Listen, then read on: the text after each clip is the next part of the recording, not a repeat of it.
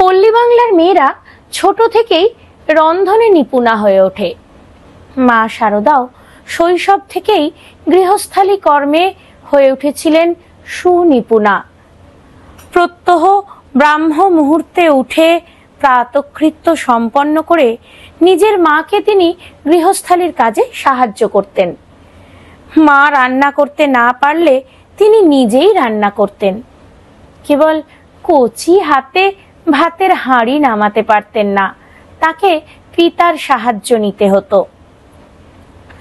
শারদার 5 ভাই উমেশ, প্রসন্ন, কালীকুমার, বরদা প্রসাদ এবং অভয় গ্রামের পাঠশালায় পড়তে যেতেন। সে সময় স্ত্রী শিক্ষার তেমন প্রচলন ছিল না সমাজে, গ্রামে তো নয়ই।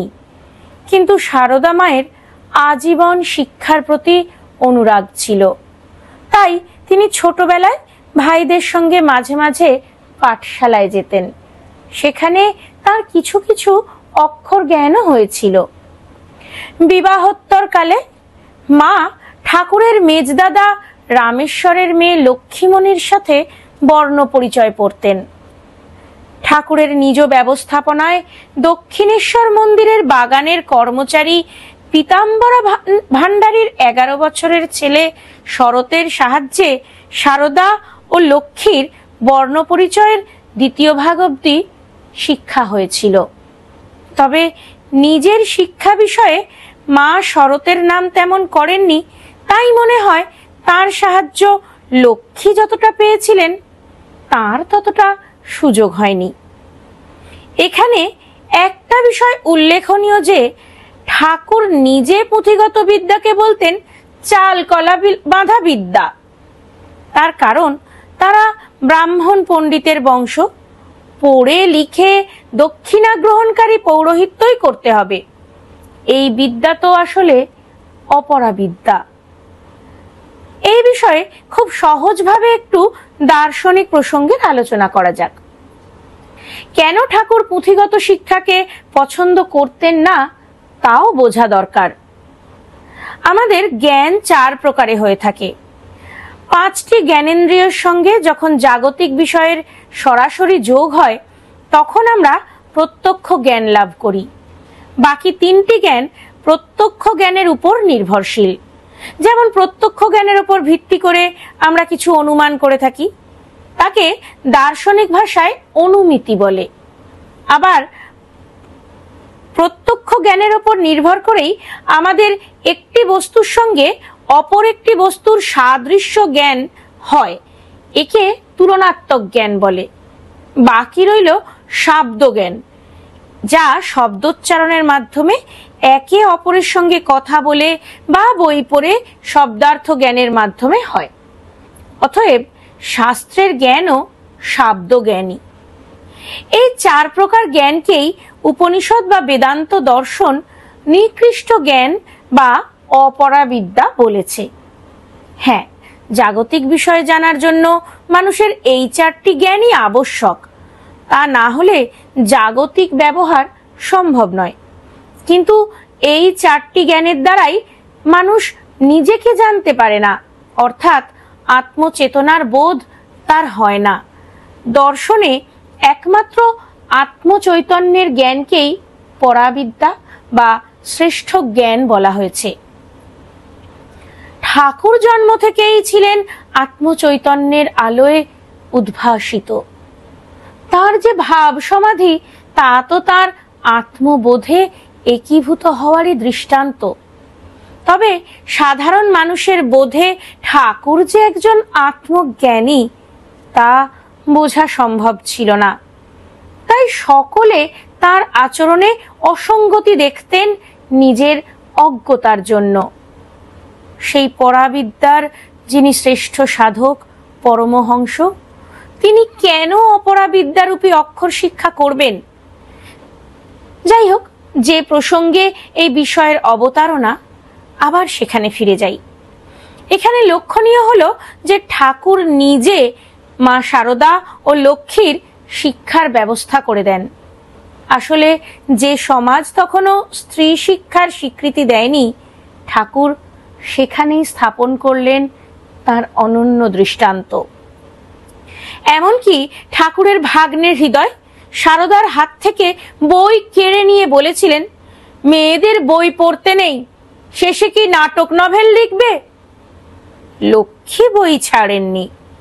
বাড়ির মেয়ে বলে তাকে হৃদয় জোরও করতে পারেননি। সারদা পরে লুকিয়ে আবার বই কিনে আনিয়েছিলেন।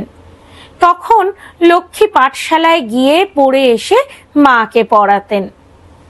শিক্ষার প্রতি মায়ের অনুরাগ ঠাকুরও বুঝেছিলেন, তাই মুখে কিছু না বললেও মামির প্রতি ভাগ্নের এই ব্যবহারে তিনি ব্যথা পেয়েছিলেন।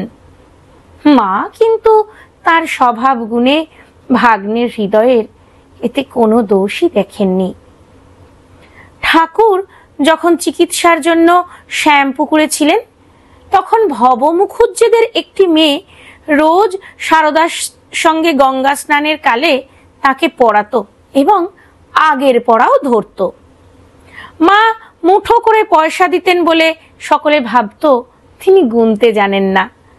একবার দারুণ গ্রীষ্মকালে এক ভক্ত কলকাতা থেকে কিছু মিঠে কাঁচা আম জয়রামবাটিতে নিয়ে গিয়েছিলেন।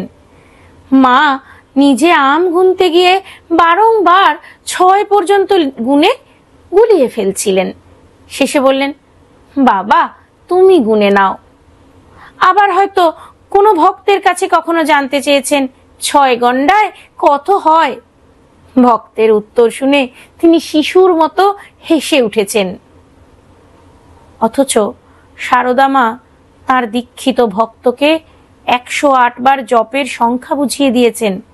নিজেরও লক্ষ জপের সংখ্যার হিসেব রাখতে পারতেন তিনি। আসলে অবগুণ্ঠনবতী অন্তর্যামী মা সারদা নিজের দৈব স্বরূপকে গোপন রাখতে পারতেন। কখনো তা কারো কাছে প্রকাশ পেলে তারা তার স্বরূপ সহ্য করতে পারত না। এরকমই একটি ঘটনার উল্লেখ করেছেন মায়ের সখী অঘোরমণি দেবী। একবার জয়রামবাটিতে জগদ্ধাত্রী পুজোর সময় রাম হৃদয় ঘোষাল উপস্থিত ছিলেন। ছোট্ট সারদাকে জগদ্ধাত্রীর সামনে ধ্যান করতে দেখে তিনি অবাক হয়ে অনেকক্ষণ দেখতে লাগলেন। কিন্তু কে যে জগদ্ধাত্রী আর কে যে মা কিছুই বুঝতে পারলেন না। তখন ভয়ে সেখান থেকে পালিয়ে গেলেন। মায়ের লুক্কায়িত প্রকৃত স্বরূপ চোখের সামনে উন্মোচিত হয়েছিল বলেই তিনি ভয় পেয়েছিলেন। আজ এই পর্যন্তই।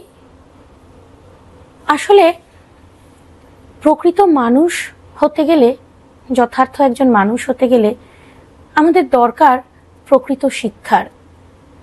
ধৈর্য, সহিষ্ণুতা আর অকৃত্রিম ভালোবাসা ছাড়া একজন প্রকৃত মানুষ হয়ে ওঠা বোধহয় সম্ভব নয়। আমরা মায়ের সারা জীবন জুড়ে এই সমস্ত আচরণেরই বিকাশ দেখতে পাই। আসলে মা তার আচরণের মধ্যে দিয়ে তার দৈনন্দিন চলা ফেরা সমস্ত কিছুর মধ্যে দিয়ে আমাদের কেমন আচরণ হওয়া উচিত, আমাদের প্রকৃত আচরণ কেমন হওয়া উচিত তা আমাদের প্রতিনিয়ত শিখিয়ে গেছেন। মায়ের জীবন কথার এই পর্বগুলি পরপর শুনতে সময় আপডেটসের ইউটিউব চ্যানেলটিকে আপনারা সাবস্ক্রাইব করবেন, ফলো করবেন সময় আপডেটসের ফেসবুক পেজটিকেও। আর যদি এই ভিডিওগুলি আপনাদের ভালো লেগে থাকে তাহলে তা শেয়ার করবেন আত্মীয়, বন্ধু, পরিবারের মধ্যে। আনন্দ পাব। ধন্যবাদ।